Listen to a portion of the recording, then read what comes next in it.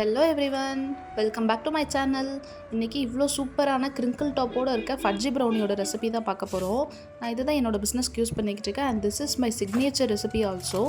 கேக்கே சுத்தமாக பேக் பண்ண தெரியாதவங்க கூட ப்ரௌனி ட்ரை பண்ணலாம். Because it's so easy. So வாங்க வீடியோக்குள்ளே போகலாம். ஃபர்ஸ்ட் வந்து நம்ம தேவையான இன்க்ரீடியன்ஸ் மட்டும் எடுத்து வச்சுக்கலாம். Maida, powdered sugar, cocoa powder, eggs, butter, vanilla essence, அப்புறம் டார்க் காம்பவுண்ட் அண்ட் வந்து கொஞ்சம் சால்ட்டு. நான் வந்து மெஷர்மெண்ட்ஸ் வந்து கீழே டிஸ்கிரிப்ஷனில் கொடுத்துருக்கேன். நான் வந்து 1.5 kg பேக் பண்ண போகிறேன். ஸோ 1/2 kgயோட மெஷர்மெண்ட்ஸும் நான் கீழே டிஸ்கிரிப்ஷனில் கொடுத்துருக்கேன். ஸோ ப்ளீஸ் தேவைப்படுறவங்க செக் பண்ணி பாருங்கள். இப்போ வந்து நம்ம சாக்லேட் அண்ட் வந்து பட்டரை வந்து மெல்ட் பண்ணிக்க போகிறோம். ஸோ நான் வந்து சாக்லேட்ஸ்லாம் இந்த மாதிரி குட்டி குட்டியாக கட் பண்ணி எடுத்துக்கிறேன். நான் வந்து டபுள் பாயிலிங் மெத்தடில் மெல்ட் பண்ண போகிறது கிடையாது. நான் ஓடிஜியில் 5 மினிட்ஸ்க்கு வந்து வச்சு மெல்ட் பண்ணி எடுத்துக்க போகிறேன். இப்போ சாக்லேட் அண்ட் பட்டர் வந்து ஒரே இதில் போட்டுட்டு நான் அதை வந்து ஓடிஜியில் வைக்க போகிறேன்.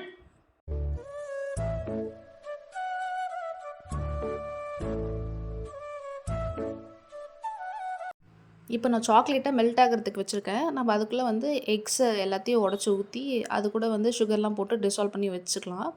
ஸோ நான் எக்ஸை வந்து அப்படியே தான் உடச்சி ஊற்ற போகிறேன். நான் வந்து அதை செப்ரேட்லாம் எதுவுமே பண்ண போகிறது கிடையாது.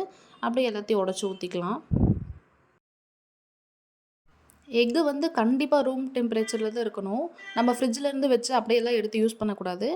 அது கண்டிப்பாக ரூம் டெம்பரேச்சரில் தான் இருக்கணும். நான் அது கூடயே வந்து இப்போது வெனிலா எசன்ஸ், அப்புறம் சால்ட்டு அண்ட் சுகர், இது 3த்தையும் நான் நல்லா போட்டு விஸ்க் பண்ணி எடுத்துக்க போகிறேன். சுகர் வந்து நம்ம கண்டிப்பாக பவுடர் தான் யூஸ் பண்ணணும். நம்ம அப்படியே யூஸ் பண்ணோன்னா அது டிசால்வ் ஆகிறதுக்கு ரொம்ப லேட் ஆகும். ஸோ நம்ம பவுடராக யூஸ் பண்ணி அது நல்லா மெல்ட் ஆகிற வரைக்கும் நல்லா மிக்ஸ் பண்ணி எடுத்து வச்சுக்கலாம்.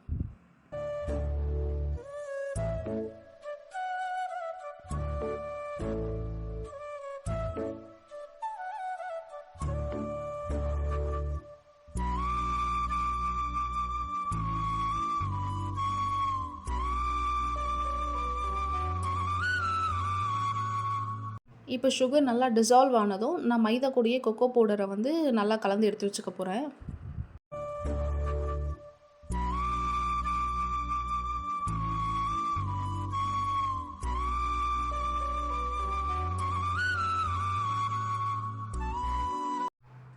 இப்போ வந்து சாக்லேட்டும் நல்லா மெல்ட் ஆயிடுச்சு.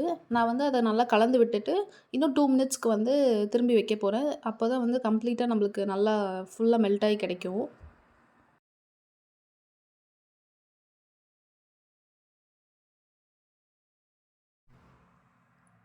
இந்த மாதிரி சாக்லேட் வந்து ஃபுல்லாக டிசால்வ் ஆகிருக்கணும். அண்ட் வந்து சாக்லேட் கம்ப்ளீட்டாக கூல் டவுன் ஆகிருக்கணும். நம்ம வந்து சூடாக இருக்கும்போதே எக்கில் ஊற்றக்கூடாது. சாக்லேட் வந்து கண்டிப்பாக ஃபுல்லாக ஆறுனதுக்கப்புறம் தான் நம்ம வந்து எக்கில் ஊற்றி மிக்ஸ் பண்ண முடியும்.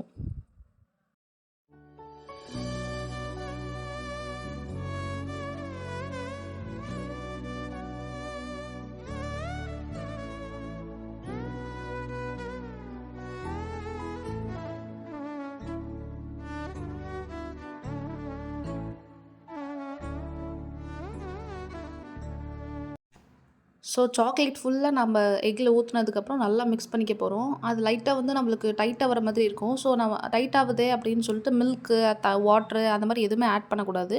நம்ம அப்படியே தான் மிக்ஸ் பண்ண போகிறோம். இதில் எந்த மில்க்கும் எந்த இதுவும் சேர்க்க போகிறது கிடையாது.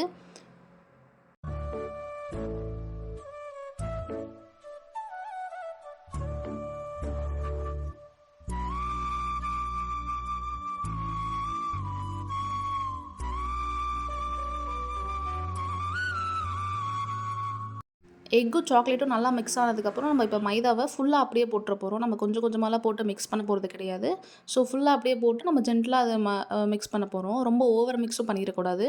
ஸோ ஜென்டலாக அப்படியே மிக்ஸ் பண்ணணும். நம்ம ஃபஸ்ட்டு நடுவுலேருந்தே மிக்ஸ் பண்ணிக்கிட்டே இருக்கணும். அப்புறம் வந்து சைடில் இருக்கிறதுலாம் ஸ்க்ரேப் பண்ணி நம்ம அப்படியே மிக்ஸ் பண்ணிக்கலாம். கொஞ்சம் நல்லா மிக்ஸ் ஆனதுக்கப்புறம் நம்ம வந்து ஸ்பேச்சுலா வச்சு கட் அண்ட் ஃபோல்ட் மெத்தடில் வந்து மிக்ஸ் பண்ணிக்க போகிறோம். ரொம்ப ஓவர் மிக்ஸ் பண்ணிடக்கூடாது. கட் அண்ட் ஃபோல்ட் மெத்தடில் ஸ்லோவாக மிக்ஸ் பண்ணணும். இப்போ பேட்டர் ரெடி ஆனதுக்கப்புறம் நான் 1 kg டின்னில் வந்து யூஸ் பண்ணியிருக்கேன். டின் என்ன சைஸுன்னு நான் டிஸ்கிரிப்ஷனில் கொடுக்குறேன்.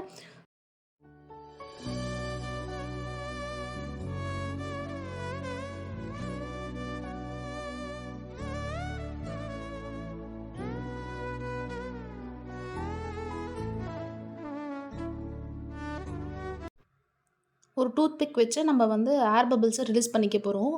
நான் பேலன்ஸ் இருக்க பேட்டரை வந்து 250 கிராம்ஸை 2 தனித்தனியாக பிரித்து ஊற்றிக்கிட்டேன். ஒரு பாக்ஸ் வந்து அசார்ட்டட் பாக்ஸு அண்ட் வந்து டபுள் சாக்லேட் ஒன்று கேட்டிருந்தாங்க. ஸோ நான் வந்து milk chocolate and white chocolate வந்து குட்டி குட்டியாக இந்த மாதிரி கட் பண்ணி லோட் பண்ணிக்கிட்டேன். இன்னொரு பாக்ஸில் வந்து ஓரியோ ஸ்டஃப் பண்ணி அப்புறம் வந்து கிட்கட்டு அப்புறம் டபுள் சாக்லேட்டு அண்ட் வந்து நட்டலா இது 4த்தையும் வந்து ஃபுல்லாக உள்ளே வந்து ஸ்டஃப் பண்ணிட்டேன். தென் வந்து பேக் பண்ண வச்சுட்டேன். 30 மினிட்ஸ் 180 டிகிரிக்கு பேக் பண்ணி எடுத்தால் போதும். பேக் ஆகிட்டு பார்க்க இப்படி தான் இருந்துச்சு. எனக்கு கரெக்டாக 30 மினிட்ஸ் தான் ஆச்சு பேக் ஆகி கிடைக்கிறதுக்கு. ஸோ பேக் ஆனதுக்கப்புறம் எல்லாமே கம்ப்ளீட்டாக கூல் டவுன் ஆனதுக்கப்புறம் தான் நம்ம வந்து பீசஸே போட முடியும்.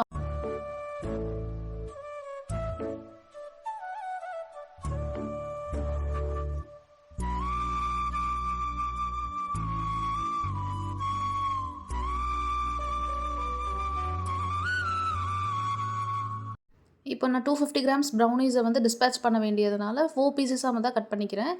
உங்களுக்கு தேவைப்பட்டால் கொஞ்சம் குட்டியாக 6 பீசஸாக கூட கட் பண்ணிக்கலாம். நான் 4 பீசஸாக கட் பண்ணி அதை வந்து நீட்டாக பேக் பண்ணிக்கிறேன்.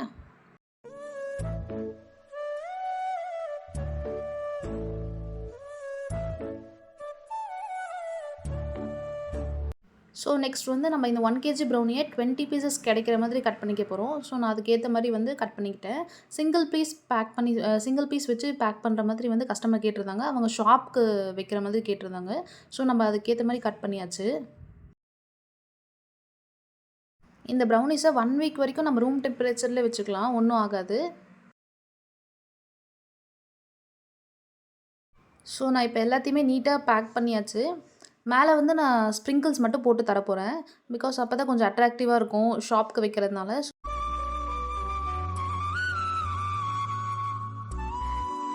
மேலே லைட்டாக சாக்லேட் சிரப் மட்டும் போட்டு நான் வந்து ஸ்ப்ரிங்கிள்ஸ் போட்டு நீட்டாக பேக் பண்ணிக்க போகிறேன்.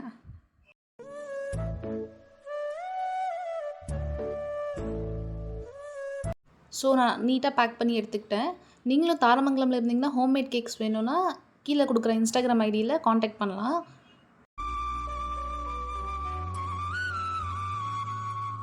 Thank you for watching.